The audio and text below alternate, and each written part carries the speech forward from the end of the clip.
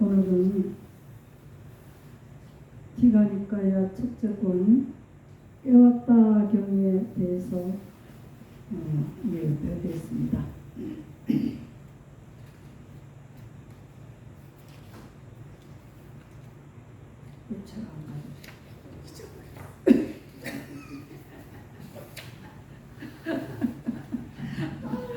책이 없어도 그냥 들어보세요.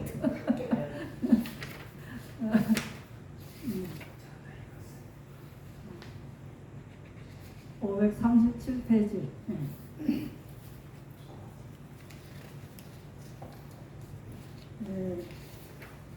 깨웠다 경이라는 데는 진정한 신통을 좀 보여달라 그러는 이야기예요.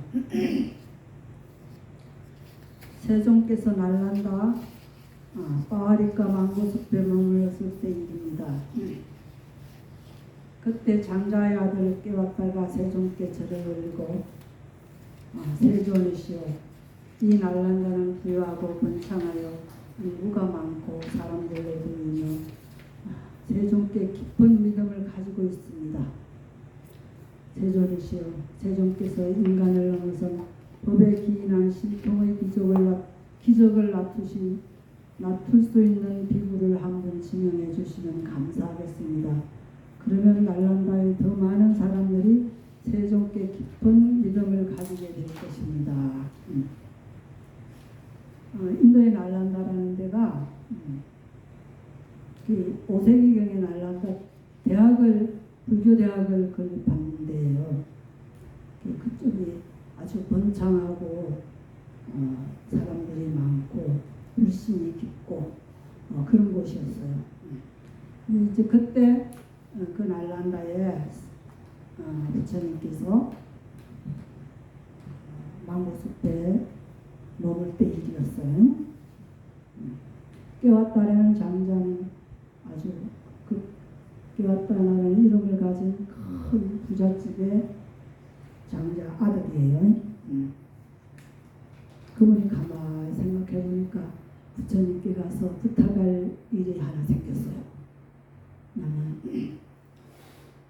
부처님 여기는 인구도 많고 잘 살고 번창하고 그런 곳이고 또 부처님을 참 많이 따르는 신봉자들이 많이 있습니다. 근데 신통이 아주 자제한 제자가 있으시면은 한번 청구해 주십시오. 그분이 신통을 한번 놔둔다면은 불교가 급속도로 그냥 성장해서 부처님 제자가 많을 것입니다. 부탁을 드리는 거예요. 여러분도 그럴 것 같죠? 근데 부처님은 별로 신통치 않게 생각했어요. 이제 뒤에 나와요. 그러니까 부처님께서 대답하시는 게 이렇게 대답하셨어요. 세종께서는 깨웠다요. 나는 비구들에게 흰옷을 입은 바람은 제가자들은 일반 제가에 있는 수행자들이에요. 제가자들에게 인간을 넘어선 법에 기인한 신통의 기적을 놔두어라라고 그처럼 법을 설하지 않는다. 부처님은 제자들에게 신통을 놔두어라 하고 그렇게 설법을 하지 않으신대요. 왜 그랬을까요? 그러면 엄청 신도도 많이 놀고 좋을 텐데 그렇게 부처님께서 대답을 하셨는데 깨웠다가 그래도 아니야 자기는 생각해 보니까 부처님 제가 부처님께 무례를 드리려고 이런 말씀을 드리는 건 아닙니다 하면서 아까 말씀드린 대로 똑같이 그렇게 하시면 불교 신자가 아주 확 늘어날 것입니다. 근데 부처님은 두 번째도 이런 말씀을 또 하세요. 나는 그렇게 그렇게 신통을 놔두라고 제자들에게 설법하지 않는다. 그랬는데도 또 깨웠다는 또 간청을 하는 거예요. 부처님께. 자기는 그러면 막 너무너무 좋을 것 같아가지고 제가 이렇게 무례를 범하는 거 아닙니다, 부처님. 이렇게 하면 정말 불교가 번창하시고 부처님 제자가 많이 늘어나서 불교 공부를 해서 깨닫는 사람들이 참 많을 것입니다. 깨웠다는 막 그렇게밖에 생각이 안 들어가는 거예요. 그게 부처님이 세 번째는 이렇게 대답을 하셨어요. 똑같은 질문에 부처님 대답은 이랬습니다. 나는 세 가지 기적을 최상의 지혜로 실현하여 드러낸다. 신족통, 신통 중에 신족통, 몸으로 나타날 수, 무엇이든지 나타낼 수 있는 신족통, 또 남의 마음을 알 수 있는 타심통, 그리고 세 번째는 가르침의 기적이다. 신족통의 기적과 첫 번째 기적과 남의 마음을 아는 타심통의 기적과 또 세 번째는 가르침의 기적을 나는 그렇게 세 가지 신통을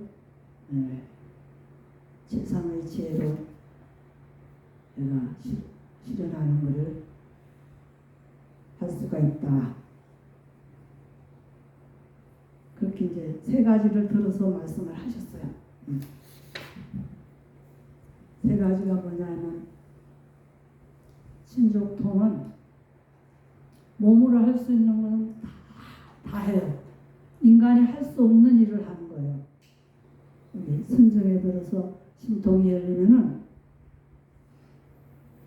하늘을 그냥 새처럼 가부장체로 날아다니고 또한 땅속에도 들어가고 땅속에도 쑥 들어갔다 나와요.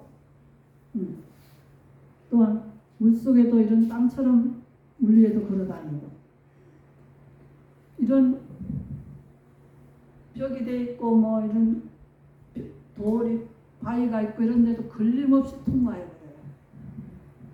그리고 하나인 채, 나 하나인 채, 나 똑같은 사람을 여러 사람을 만들어놔요. 그러면 보는 사람이 너무너무 신기하고 어떤 분이 부처님이야 막 이렇게 하겠죠. 근데 또 여러 신체 또 싹 없애고 또 부처님 한 번만 딱 나타날 수 있어.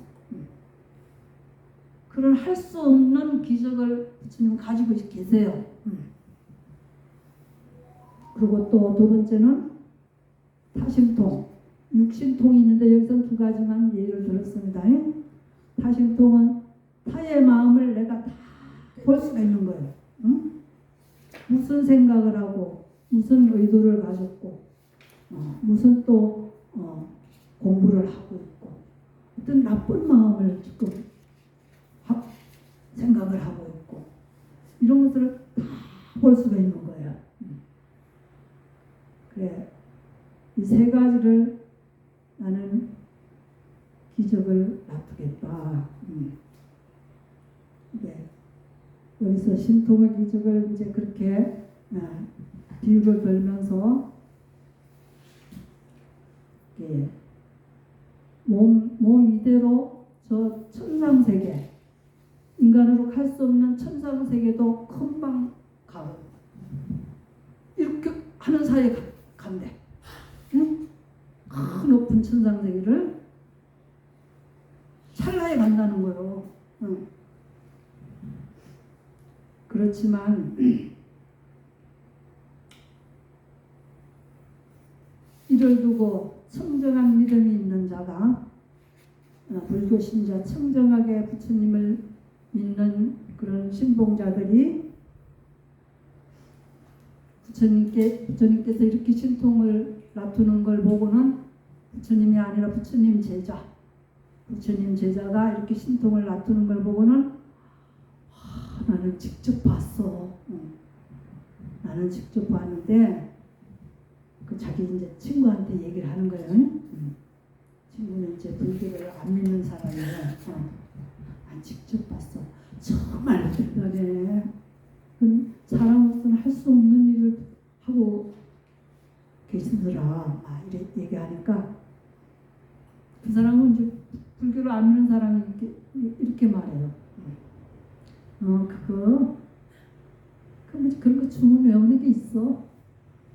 그거 주문 외우면은 얼마든지 그런 신통을 할 수 있어. 너무 쉽게 얘기하는 거예요.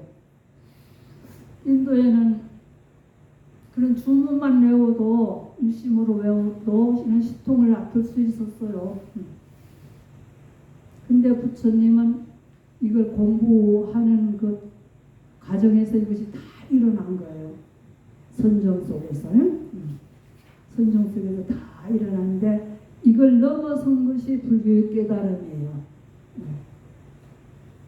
그래서 이 신통까지는 제가자들이 그건 뭐 별거 아니야. 그게 대단하다고 그래. 이런 식으로 모르는 사람들은 말할 수 있다는 거야. 응? 그럼 불교가 무섭잖아요, 그죠? 불교 목적이 신통은 아닌데 이 신통을 갖다 대고 불교에 아주 최근에 훌륭한 공부의 결과인 것처럼 그렇게 얘기를 하면은 그렇게 그거는 이렇게 해도 할 수 있는 일이야. 이렇게 신통치 않게 생각한다 이거야. 이런 위험스러운 일은 나는 하지 않는다. 무슨 그렇게 말씀하세요. 이거는 충분히 위험한 일이다. 그리고 두 번째 타심통도 그렇게 또 뒤로 또 얘기를 하세요. 타심통 옆에 사람 놔두고 제 제자가 다 보니까 무슨 마음을 가지고 있는 걸 다 알아내는 거예요. 제가 그런 마음을 냈습니다. 왜 하는 거예요? 실제 또 이 사람에게 그거를 보여줘요. 같이 내가 보는 것처럼. 이 사람이 가지고 있는 걸 이 사람이 내가 보듯이 보여주는 거예요. 이 사람에게. 그러니까 그것도 제자가 또 감탄을 했어요. 또 어떻게 마음을 이렇게 남의 마음을 볼 수가 있느냐. 이것도 친구한테 가서 또 얘기를 했네. 부처님 대단한 신통을 가졌고 부처님 보면 대단하다고 내가 직접 눈으로 봤다고. 그러니까 그 사람 또 거기서 또 그러는 거예요. 너 그게 뭐 대단하다고 하니? 이런 주문을 외우면 그거 얼마든지 그렇게 할 수 있어. 이 주문이 달라요. 몸으로 신통하는 신족통과 타심통과의 주문이 달라. 저기 보면은 타심통은 신족통은 간다라라는 주문이 있어. 간다라. 그러니까 이제 이 타심통은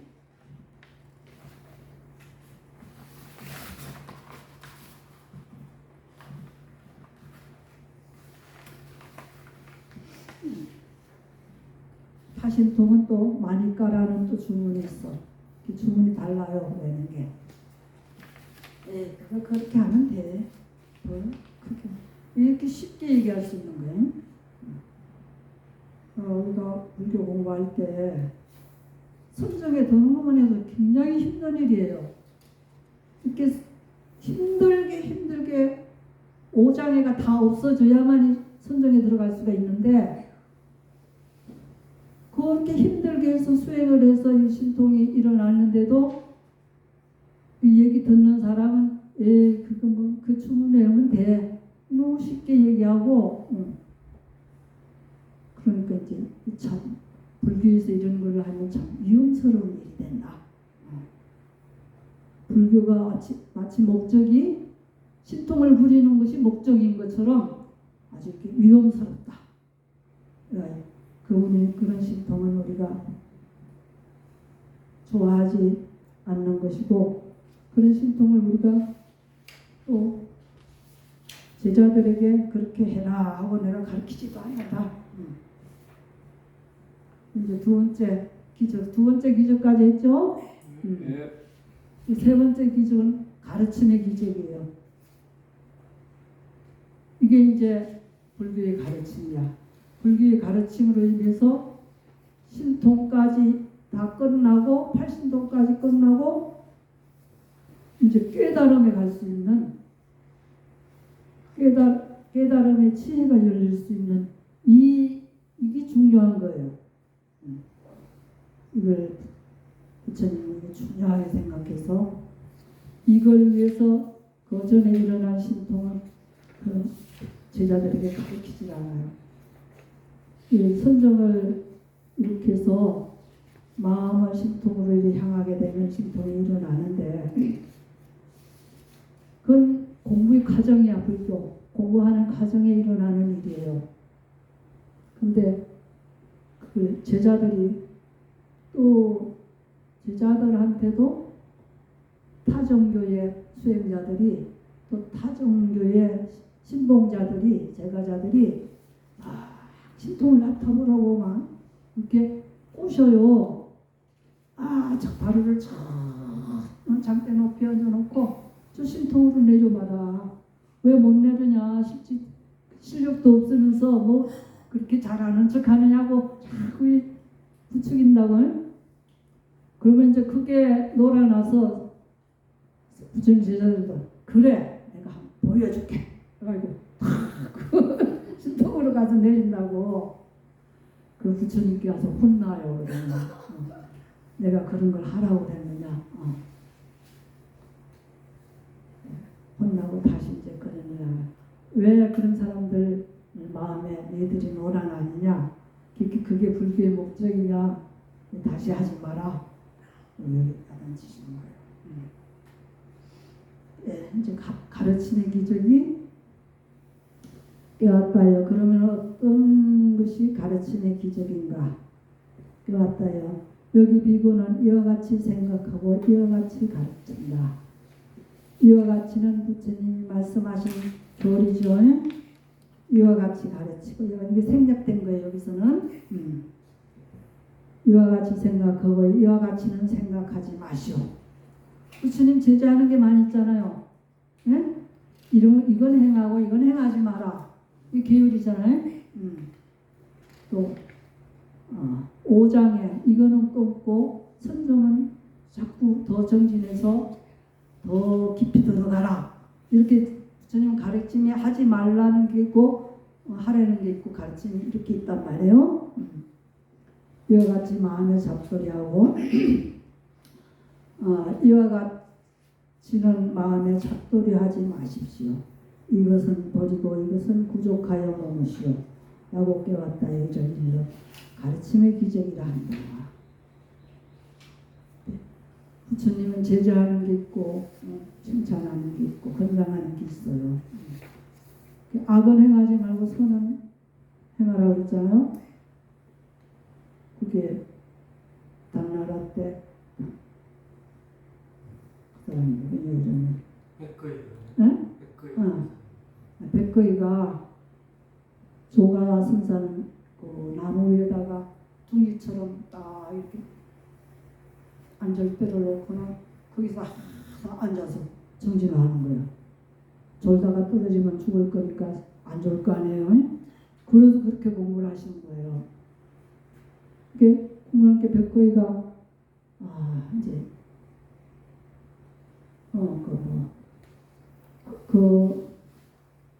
그때 그 지위가 높은 배설을 하나 했는데 다 이제 자기와 좀 견줄 수 있는 사람을 이제 찾은 거예요. 찾았더니 백거이라는 분이 그렇게 열심히 공부를 하시고 훌륭한 분이다 스님으로서.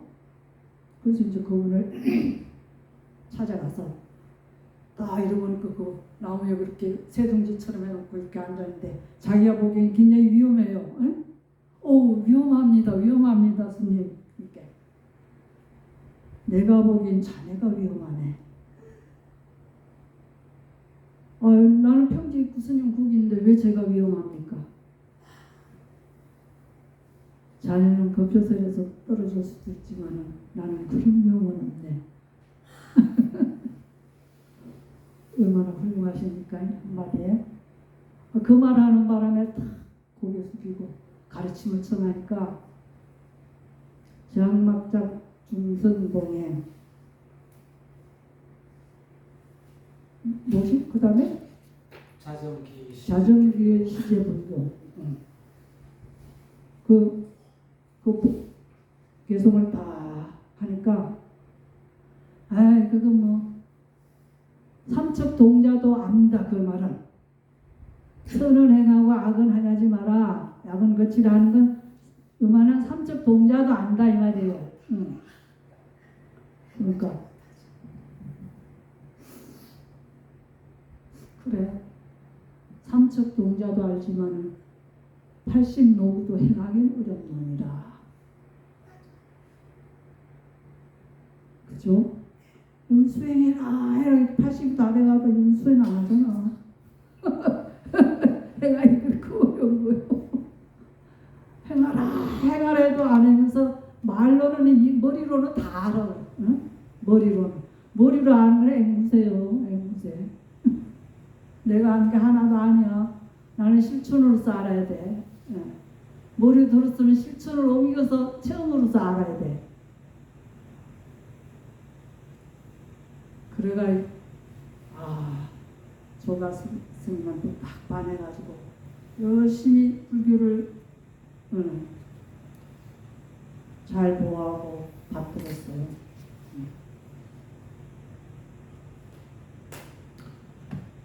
그래 이 수행을 근데 이렇게 가르침의 기적이라는 것이 이런 것이에요. 실천이 실천. 불교는 동시에 실천을 해야지. 실천 안 하고 뭐 머리로서 입으로 아는 거는 사회에서도 얼마든지 다 하잖아요. 책만 읽으면 알아. 어떤 분을 같이 인연이 있어서 불교를 가르쳐 주려고 이렇게 얘기를 해주면은 그 한마디 말을 얼마나 다른 사람한테 많이 써먹는지 잘 실천 안 하면서 앵무새처럼 막 수행자한테도 탁탁 말을 해요. 엄청 자기가 잘 알아서 하는 것처럼. 근데 쉽지는 아니야. 그 아르마리 머리를 가지고. 그래서 이제 그렇게 하지 말라 하라 이런 것이 일러 가르침의 기적이라 한다. 여기 열애가 세상에 출현한다. 이 가르침 이제 실천의 수행이 이 세상에 출현한다. 그는 법을 설하여 더할 나위 없이 완벽하고 지극히 청정한 법명을 드러낸다. 부처님은 실제 드러내시는 분이잖아요. 응? 기적을 나타내면 기적이 그 사람한테 필요한 기적을 탁 나타서 그 사람을 제거를 해버리는 거예요. 이게 다 완전히 갖춰져 있기 때문에 어디도 꿀리는 게 없어요. 그래서 그 인도의 그 네노라 하는 훌륭한 그 성직자들이 부처님께 말씀드리면 제자 500명, 1000명 되는 사람들이 귀해버리는 거예요. 그 얼마 안 돼서 1250인구가 된 거예요, 제자가. 참 그런 수행을 한 사람은 자기보다 높은 분을 금세 알아보는 거예요. 수행 안 하는 사람, 그거 이래 하면 돼. 아까 말했잖아. 그거 이거 주문 외우면 돼.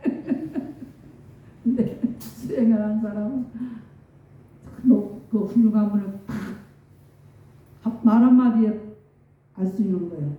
그래서 다 귀의하는 거예요. 불자님들도 그랬으면 좋겠어요. 네? 조금 요만큼 아는 거 가지고 나한테 아무 이득 없는 말로만 그냥 하지 말고 실천해야 돼. 실천은 바로 내 거다.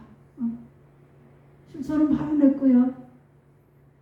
그게 실천하는데 정견이 열려야 돼. 정견도 수행이 좀 돼야지 정견이 열려. 정견이 없는 걸 가지고 실천에 옮기면은 그죠? 자기 욕심으로만 실천이 되는 거지. 자기 욕심으로 실천되면 남이 다 원성을 사. 남이 내 말을 할 때는 그만한 이유가 있는 거예요. 모르는 사람도 많은 사람에게 불이익을 주면 다 말을 하게 돼 있어.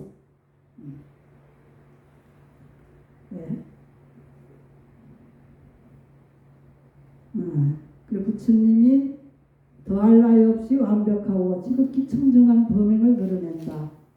이런 법을 장자나 장자의 아들이나 다른 가문의 편한 자들이 듣는다. 그러면은 야, 훌륭한 분이다.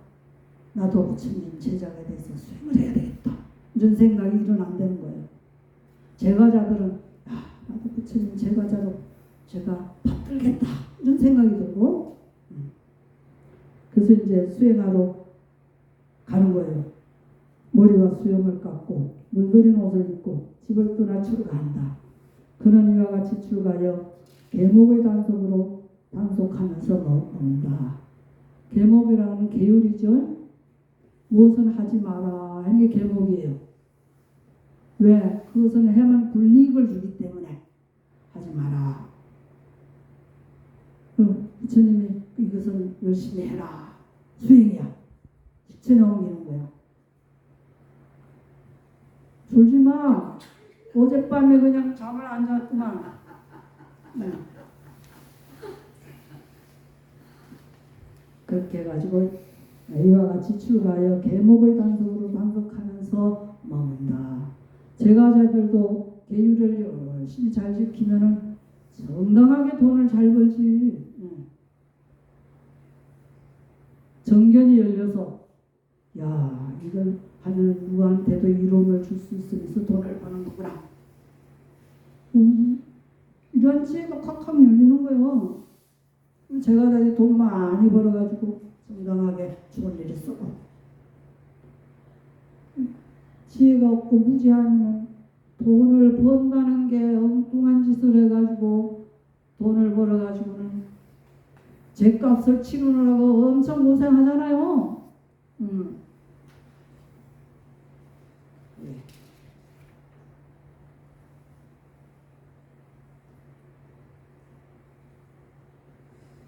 그래서 계율로서 잘 단속하기 때문에 어느 곳에서도 두려움을 보지 못한다.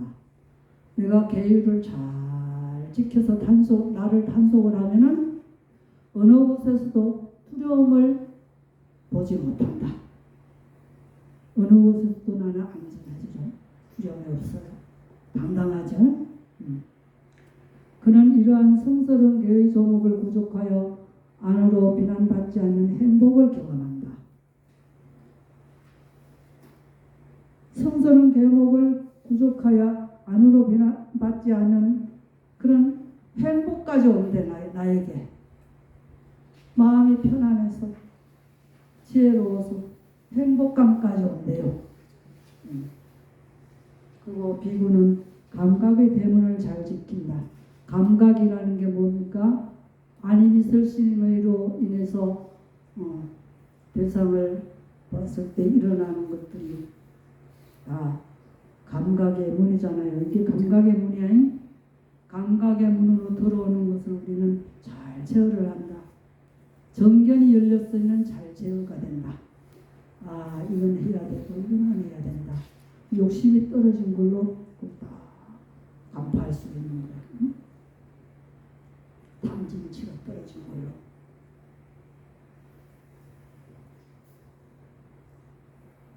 그러면 행복을 경험한다. 비구는 감각의 대문을 잘 지킨다.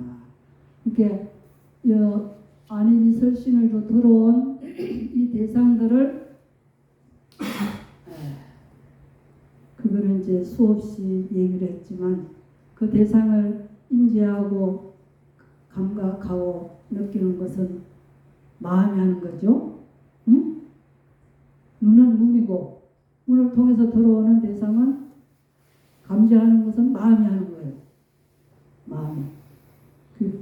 그 마음이 지혜가 없어 탐진치가 포함되어 있으면은 저거 아름다우니까 내가 저것은 꼭 내가 취해야 돼.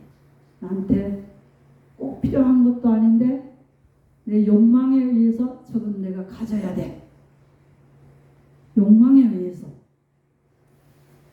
내 부인도 있는데 저 아름다운 여인 내가 또 가지고 싶어. 또 내가 먹고 살만한데 정당하지 않더라도 내가 저 돈을 좀 끌고 가야 되겠어.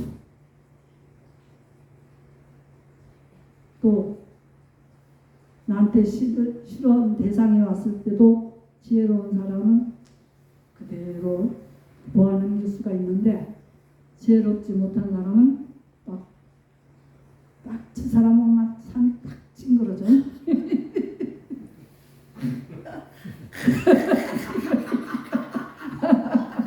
아, 저 사람 안 봤으면 좋겠는데 외나무다리에서만 꼭 만나네 저거. 이런 탐진치로 인해서 어리석은 마음으로 인해서 나는 고통을 받게 된다. 그래서 감각적인 문을 잘 단속해야 된다. 그래서 잘 단속해서 비구는 마음 챙김과 알아차림을 잘 갖춘다. 마음 챙김은 내가 항상 내가 하고 있는 일에 깨어 있어야 되는 거예요. 깨어 있는 거에 알아차림이에요. 깨어 있는 게. 그게 삽이고. 응? 알아차림 이거 쉽지 않아요. 그걸 실천해야지 쉬워. 실천 생전 안 하고 알아차림을 해야 되는데 또 실천 후회할 일 해놓고 알아차림을 했더라면 이렇지 않은데 또 후회는 하고. 응? 또 제법 내가 열심히 한 것 같은데 탐진치도 열심히 해놨어. 열심히 해놓게 했는데 남한테 원성 살릴만 했어. 진짜 무시한 일이지. 무시한 일이지. 그러면 지금서부터도 정신 차리고 해야 돼. 이 시간도 다 깨어있어야 이 법문이 착착착 들어가.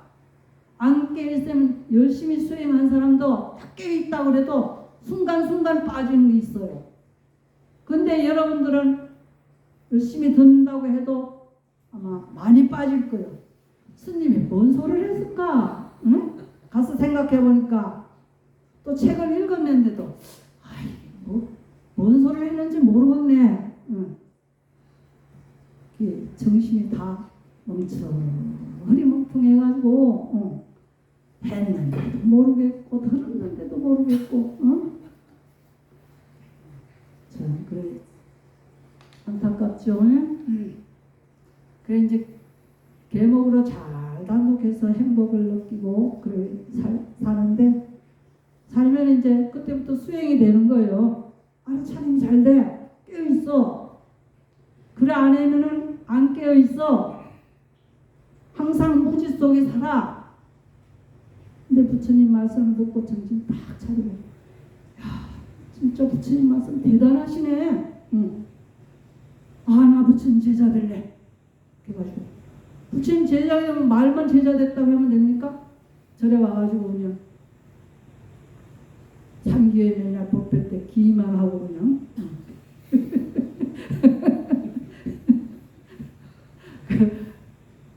그렇게 하면은 이제 아무것도 이룩하는 것이 없지. 이룩하는 것이 없어. 정신 바짝 차리고, 야, 이 생에 사람 되기 어렵다는데 나 사람이 되었다. 사람이 되었어도 불법을 만났다. 올바르게 살아갈 수 있는 불법을 만났다. 불법을 만났어도 야, 지금 그 무당 절에 가서 뭐 무당도 잘 섬기고 했는데 우리는 부처님 법문을 직접적으로 이렇게 들고 깨달음에 갈 수 있는 법문을 이렇게 맨날 들으니 야, 정법을 만나 정말 행복하다. 맨날 이렇게 느끼면서 깨달으면서 열심히 해야지 여러분들이 부처님을 만난 보람이 있죠. 나를 만난 보람도 있고. 나는 이 나이에 하기 싫을 때도 있어요. 성가스럽고. 근데 내가 서원을 해요. 야, 내가 할 수 있는 데까지 내가 이렇게 가족법회를 이끌어 나가게 해주십시오. 서원을 해가면서 해요. 여러분도 그런 서원 없으면 안 돼. 나 부처님 제자로서 당당하게 나 수행할 수 해야 돼. 서원이 있어야지. 안 해도 되고 해도 되고. 안 해도 밥 먹고 사는데 뭐 지장 있어? 밥 먹고 살면 되지. 요새까지 뭐 살기 좋은데 뭐 옷 잘 입고 밥 먹고. 부지런히 놀고 하면 되지 뭐. 안 그래? 중요성을 못 느끼는 거지. 중요성. 그렇게 살다 보면은 저녁에 들어가면 허망해. 저녁에 들어가서 그런 허망한 생각조차도 없이 그냥 누서 자면 또 그것도 형편없지만 저녁에 가서 그래도 생각을 합니다. 오늘 하루 무엇을 했나 하고 또 점검을 한번 해보고 그래 보람되게 한 일도 있지만 보람되지 않은 일이 너무 많았구나. 참 허망하게 살았네. 하루를 살아도 이렇게 허망함을 느낄 수가 있어야 돼. 100년을 살아도 그냥 죽을 때 가서 허망하다. 그럼 뭐야 어디다 써먹을 거냐고. 이 생에 열심히 한 것이 죽을 때 가지고 가는 건데 죽을 때 가서 뭘 가지고 가려고 그렇게 허망하게 사냐고.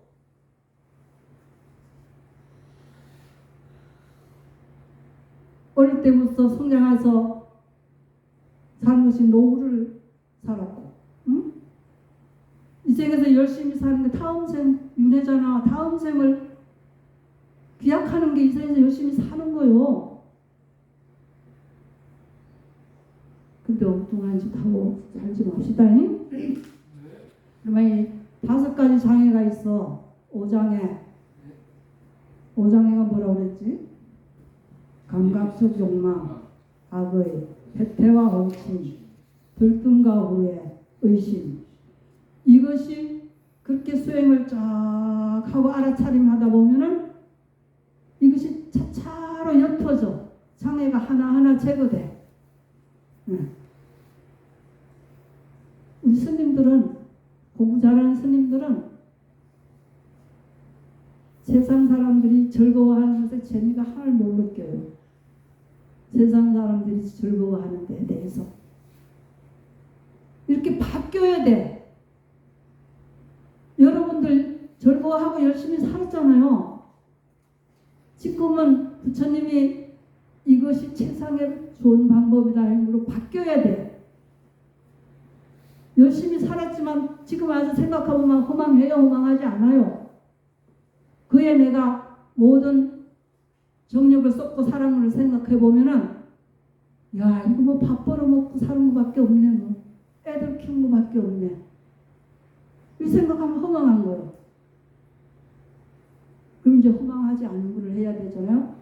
수행을 해서 5장애가 옅어지게끔 부처님께 의심이 가는 것은 자꾸 수행하고 더 배우고 묻고 해서 의심이 사라지게끔 자꾸 공부를 해야 되는 거예요. 부처님 말씀을 이해 못하고 못 알아들으면 의심하게 돼 있어요. 이것조차도 의심도 안 하고 살죠. 응? 아유, 부처님 말씀은 뭐 부처님이 하는 거요. 뭐 스님들이만 하는 거요. 나는 안 해도 돼. 그럼 여기 와서 들어야 할 이유도 없어. 그래도 안 해도 돼 이러진 않아요. 그러진 않아요? 어쩌다가 한번? 아니 스님들이 이렇게 하라는데 우리가 이렇게 만드는데 이렇게 생각을 했지. 그 5가지 장애가 점점 옅어지면은 이제 수행하는데 수행이 즐거워져서 한이로운 마음이 생겨요. 응? 아 수행하니까 진짜 마음이 참 이렇게 가라앉고 이렇게 편할 수가 없네. 한이로운 마음이 생기는 거예요. 그러면 그 희열을 느끼는 자의 몸조차도 편안해져. 그렇게 공부하는 사람, 잘하는 사람 보면 사람들이 편안하게 느끼잖아요. 대할 때, 참 스님 편안하시다. 그 스님이 편안한데 남도 아니었어요. 왜? 희열을 느끼는 자의 몸은 경안하다. 몸이 경안한 자는 행복을 느낀다. 이제 행복이 찾아온 거예요. 행복 찾아서 했었는데 이제 차차로 찾아오는 거예요. 행복이. 행복한 자의 마음은 삼매에 든다. 삼매는 시간과 공간이 사라지는 곳이에요. 거기 들어가면 얼마나 편한지 몰라요. 거기 들어가면 사실을 사실대로 알 수 있는 데가 그곳입니다. 거기 들어가지 않은 사람은 탐진치로 세상을 보기 때문에 사실이 아니야. 전부 왜곡되게 탐심으로 보고 진심으로 보고 또 어리석음으로 보고 이렇기 때문에 탐진치 그래서 삼독이야. 이 어리석음으로 보기 때문에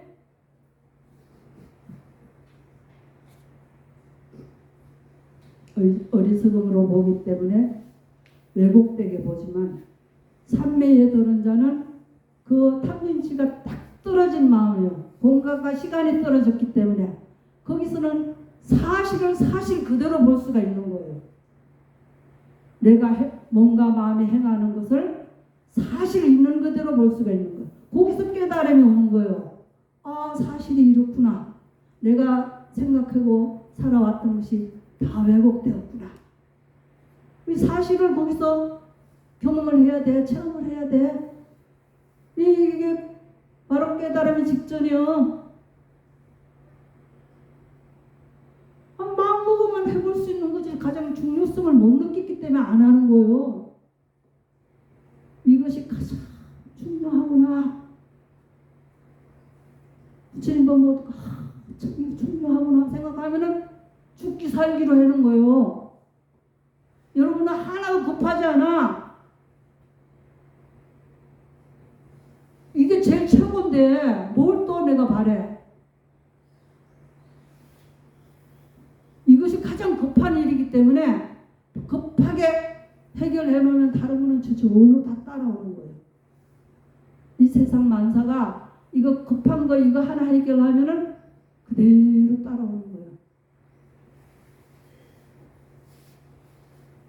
그리고 부처님은 이게 지도를 아주 상세하게 그려놨어요. 초기 경전에는 지도가 너무너무 상세해서 마음만 먹으면 읽으면 다 이해할 수 있고 이참만 봐도 수행할 수가 있어. 지침으로 해가지고. 근데 대성불교는 그렇지 그렇게 상세하지가 않아요. 개성을 한번 넣은다면은 뭐냐 이렇게 새끼 오랜만에 생사거래 여겨연 토율물 상동로 당면불수와 생사.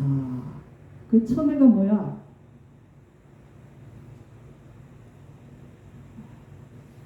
그 이제 생은 구름이 없다가 탁 나타난 거하고 같고, 살아는 것은 구원 자체 법무시.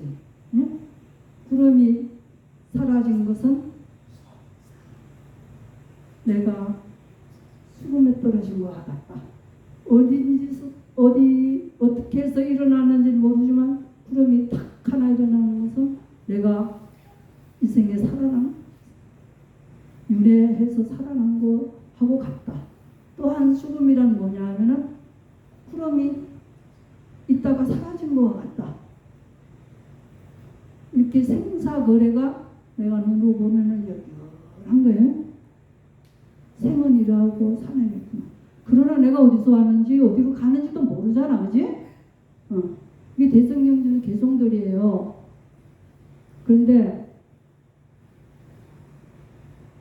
도교일물상론 그 가운데 유독이 한 일물이 있다.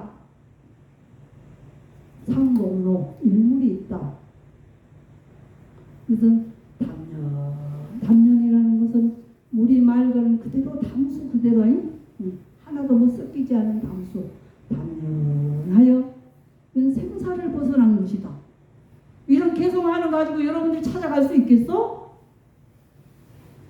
그걸 가서 또 듣고 또 생각하고 또 싶지만 어쩌면 이게 더 공부 희리 꽂힌 사람이 이 공부가 빨리 돼요.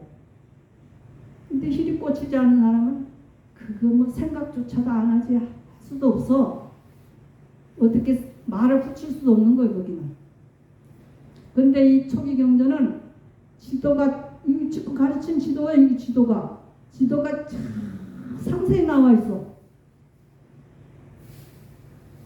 그게 얼마나 좋은데 이걸 읽고래도 어렵다고 안 읽고 어? 또 뭐 서론만 해와라 서론도 안 하고 본론도 안 하고 결론도 안 하고 와서 이렇게 내가 입으로 그냥 떼더니 이것도 얼마나 또 듣고 가느냐 어? 집에서 읽어보고 어려운 거는 체크해놓고 스님한테 물어보고 이렇게 노력을 해야지 이러면 될 거 아니오. 어? 그는 감각적 욕망들을 완전히 떨쳐버리고 해로운 법들을 떨쳐버린 뒤 이력진 생각과 지속적 고찰이 있고 떨쳐버렸으면서 생겼으며 희열과 행복이 있는 초선을 부족하여 머문다. 이 초선, 2선, 3선, 4선, 4선까지 이제 우리가 수행을 쭉 밀고 나가서 하면은 4선에 가서는 진짜 그 삼매의 힘이 너무 깊고 깨끗해서 여기서는 신통을 막 놔둘 수 있고 사실을 사실대로 볼 수 있는 그러한 경지예요. 4선은 이 4선을 지나서 6, 7, 8, 8선까지 5, 6, 7, 8선까지 선정이 들어갈 수 있습니다. 이게 정석이에요. 근데 보편 8선까지 가지는 않고 부처님 당시는 8선까지 다 수행을 했지만은 지금은 4선이면 만족하다. 그리고 깨달음으로 가서 중생 포교하고 그럽니다. 그때는 막 그 신통도 많이 놔두고 완벽하게 했지만은 지금은 그 신통 안 해도 된다. 너무 세월이 세월이 너무 짧다. 그래서 4선까지밖에 안 합니다. 그래서 이 4선에 가면은 초선에 가면은 예를 들면은 목욕가루에 옛날에는 비누가 없었어요. 목욕가루에 물을 막 반죽해가 비누처럼 만들어요. 그리고 반죽하는데 골고루 많이 주물러서 반죽을 해야지 물이 싹 스며들잖아요. 근데 이 수행을 하는데도 이 선정의 고요함이 내 마음 구석구석에 어느 한 분역도 빠지지 않고 꽉 차야 된다 이거요. 응? 그래 선정이야. 반죽을 했을 때 물이 반죽을 덜하면 물이 지르르 흐르잖아요. 이런 정도의 수행을 하면은 번뇌가 지리리리 흐르고 그것을 타고 또 들어와서 내 수행을 방해를 해요. 그래서 이런 비유를 부처님이 들으신 거예요. 그래서 이렇게 꽉 차게 반죽이 잘 돼서 꽉 차 것처럼 선정도 그렇게 해야 된다. 이선에 가면 일으킨 생각과 지속적 고철을 가라앉혔기 때문에 더 이상 존재하지 않으면 이거는 앞에서도 다른 경전에서 자꾸 나온 거였기 때문에 이제 반복해서 자꾸 하지만은 여러분들이 내가 8정도 가르칠 때 이런 걸 다 이해를 했으면은 지금 이거 너무 쉬운 거예요. 근데 그때도 그냥 넘어가 버렸어. 맨날 새로워. 내 입만 아파. 맨날 새로워. 네. 그래서 이선에 가면은 이렇게 지속적 고찰, 그와 마찬가지로 떨쳐버렸으니 생긴 기억의 행복으로 이 몸을 헛벅 적시고 충만케 하고 최고 속속들이 스며들게 한다. 온방 구석구석 떨쳐버렸으면 선생님 희열과 행복이 스며들지 않은 데가 없다. 이제 지금 2선, 3선, 4선 이건 가서 책을 보고 앞에 이해가 안 가면은 사문가경을 읽어보면은 이해가 잘 갑니다. 이거 생략하고 내가 중요한 걸 얘기할 게 있어. 지금 시간이 없어.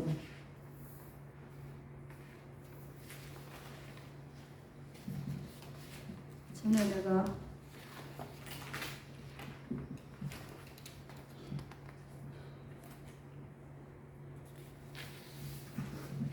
이거 줬는데 책도 안 가지고 안 가면 또 이거 가져왔겠어? 응? 가져왔어? 아이고 가져와서 고마워요.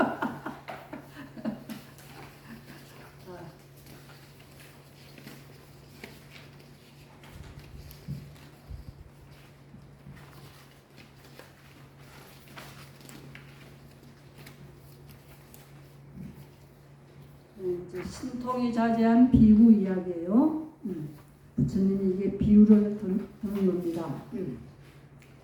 신통이 아주 선정을 잘 닦아서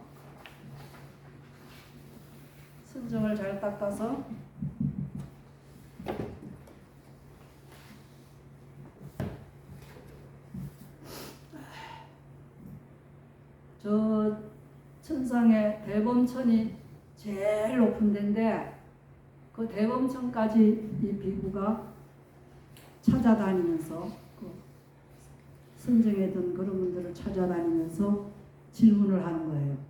뭐가 궁금하냐 하면은 깨웠다여 나는 이러한 세 가지 기적을 최상의 지혜로 실현하여 드러낸다. 어떤 비구의 마음에 치수화풍의 근본 물질인 이 네 가지 요소의 이 몸은 어디에서 남김없이 소멸하는가. 치수화풍이 구성 원소가 몸의 구성 원소가 치수화풍이에요. 이 몸이 어디서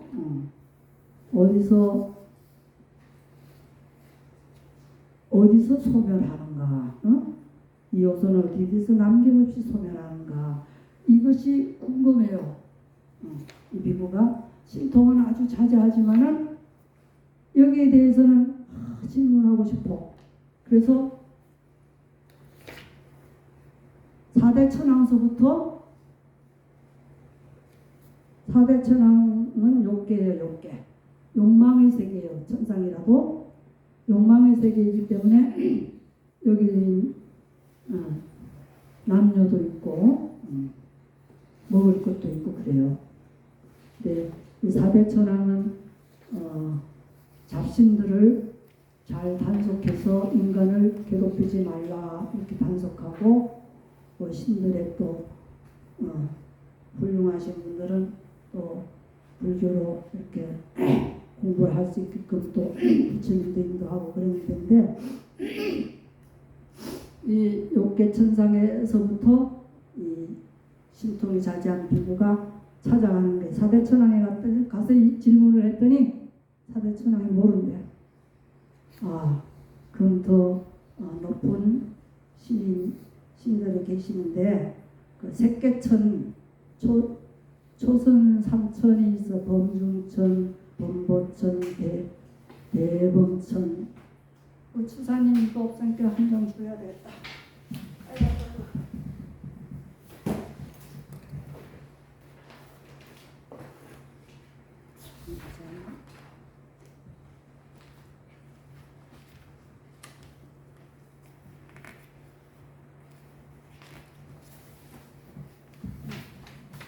저 뒤에 새로 오신 분.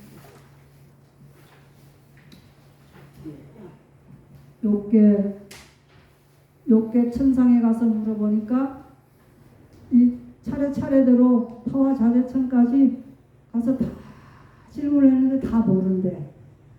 그래서 자꾸 더 높은 분들을 첨가해 주면서 거기 가 물어보십시오 하는 거예요. 그래서 타와 자제천은 거기 말하라 해서 마군이 또 거기 같이 사는데 마군이는 이 선정에 들어서 깨달음을 이루지 못하게 방해를 해요. 자기네 세계가 줄어들기 때문에 자꾸 방해를 해요. 그런 데가 타화자재천인데 여기 가서 물어보도 모른다고 그러고 그래서 색계천에 갑니다. 색계천 18천에 쭉 가면서 이제 색계천에는 물질이 없는데요. 남녀도 없고 여기는 선정을 닦아야 갈 수가 있는 것입니다. 초선성서부터 이렇게 쭉 물어가는데 여기서도 다 모른대. 어디서 이 몸이 어디서 소멸되는지를 모른대. 그러가 이제 삼선천, 소정천까지 가고 무량정천, 변정천 그렇게 해서 대범천까지 쭉 올라가면서 다 질문했는데 다 모른다고 그래. 색계천 이후에는 정신세계만 있기 때문에 아무것도 걸림이 없는 세계예요. 내가 원하고자 하면 다 모든 것이 부족하기 때문에 그리고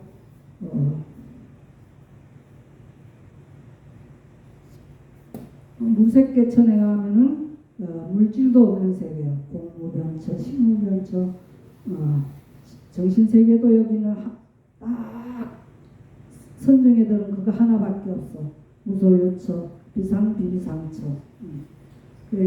여기까지 가서 다 이제 정거천 그러니까 사선천, 대범천까지 이제 가서 질문을 했는데 대범천은 모든 것이 다 부족해. 다 부족해서 생각만 하면 다 부족하고 자기가 선구자요 모든 걸 다 지배하고 다 만들고 막 그랬다고 그래. 여기가 가서 질문을 했는데 어디서 이 몸이 소멸합니까 하고 질문을 했는데 엉뚱한 대답만 하는 거예요. 자기가 최고라고. 그러니까 내가 그 질문을 하지 않고 이 질문을 했는데 왜 그런 대답을 하십니까? 그러니까 밑에 있는 신들이 있기 때문에 이 비구를 데리고 밖으로 나와요. 나와서는 저기서는 내가 말을 못하고 여기서 해야 되네. 그래가지고는 난 사실은 그걸 모른다. 내가 온갖 걸 다 잘 알고 다 잘하지만은 그거에 대해서는 모른다. 내가 이 모른다는 걸 제자들이 알면 안 되니까 되고 나서 얘기를 하는 거예요. 그러니까 이거는 여기서 물을 게 아니라 부처님께 가서 물으라. 부처님만이 이걸 알 수 있다. 일러주는 거예요. 그래서 이제 이 십통이 자제하니까 이 팔 하나 딱 이렇게 사이에 부처님 앞에 딱 나타났어. 그래서 이제 부처님이 이런 이야기를 하시는 거예요.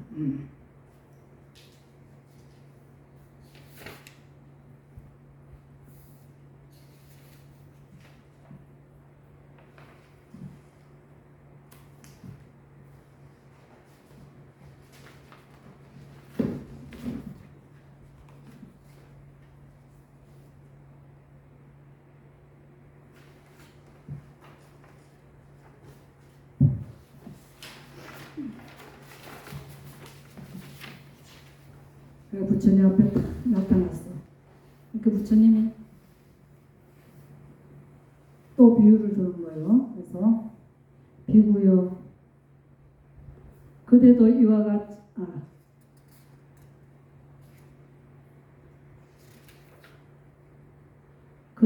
같이 그대도 이제 본천의 세상까지 가서 이런 질문에 대한 상세한 설명을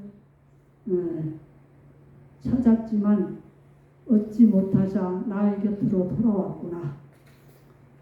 내가 있는데 나한테 질문 안 하고 그 범천까지 신들에까지 다 거쳐서 찾아서 거기서 못 찾고 결국 나한테 돌아왔구나. 부처님 그렇게 말씀하시는 거예요. 그대는 비구여 그대는 이렇게 질문해야 한다.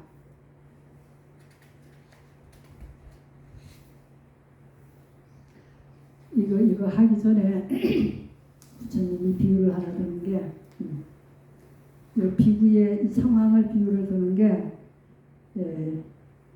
옛날에 그 항해를 하자면은 바다에 배를 가지고 항해를 하자면은 새를 가지고 간대요.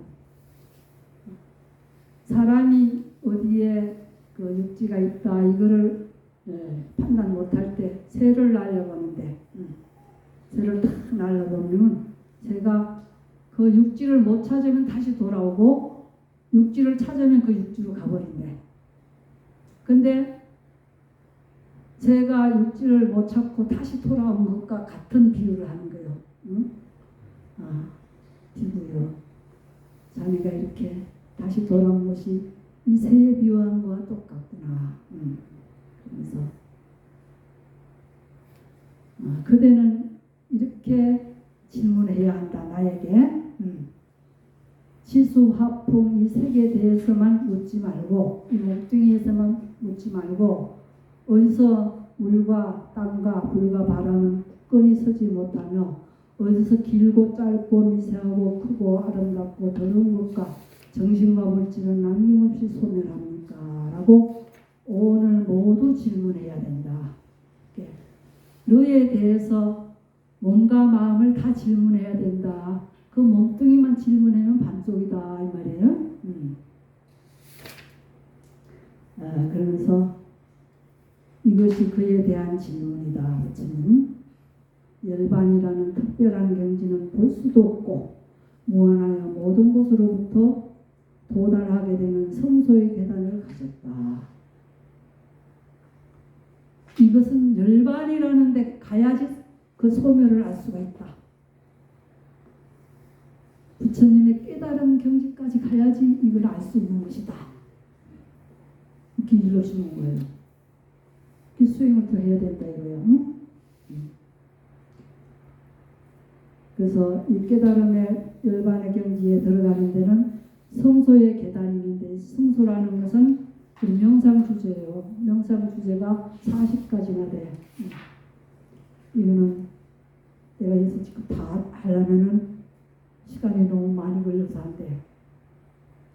인터넷에 찾아보세요. 검색해보면 나와. 그리고 책을 아비담마 같은 거 보려면 뭐 어려워서 못 보니까 우선 찾아서 보세요. 거기 보면은 잘 나와 있는데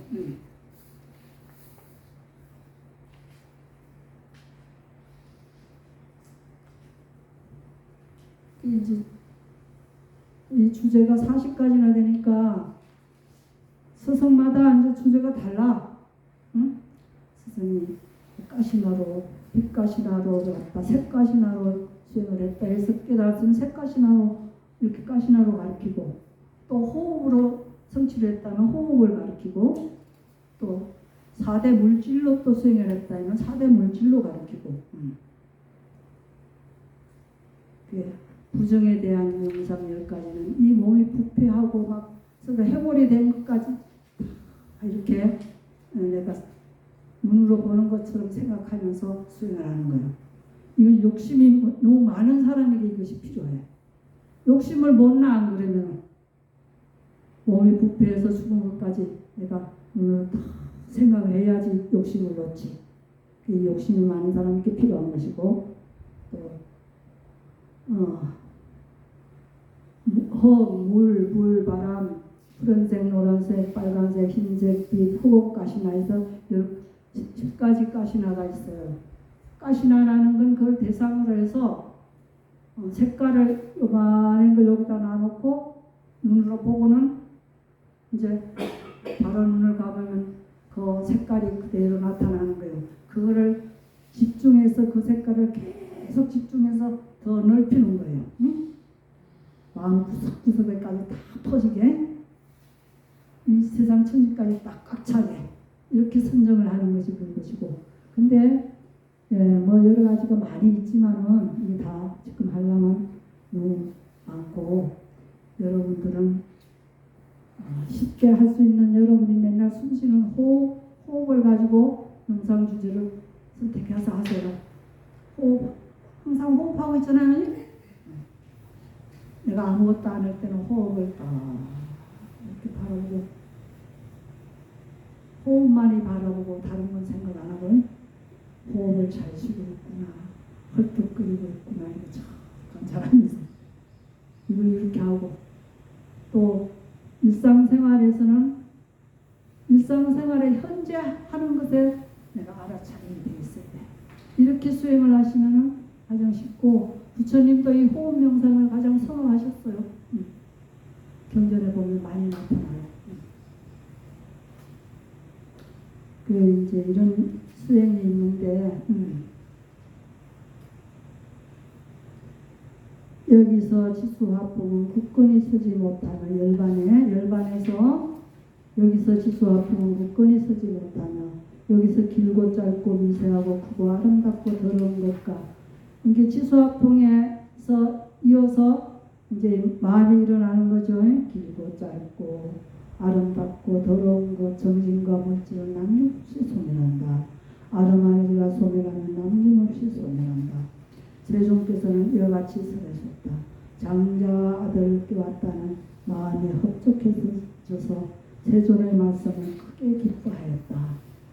이게 이제 마지막 이게 끝인데, 이제 이것이 더 자세한 것도 이제 사문과 경에 가면은 나와요. 요거는 이제 내가 경전 배우는 게 얼마 안 돼서 간단한 게만 해도 이렇게 길어요. 집에서 공부를 많이 책을 읽고 질문할 거 가져오세요. 잠깐 질문하세요. 질문할 거 있으면.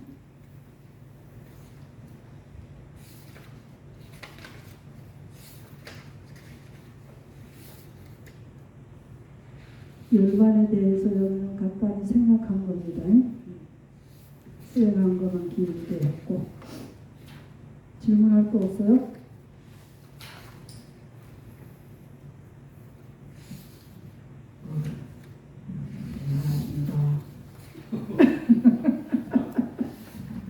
대단하십니다.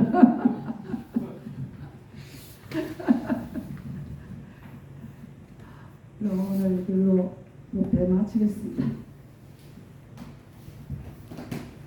들어주셔서 감사합니다. 우리 꾸준히 나오세요.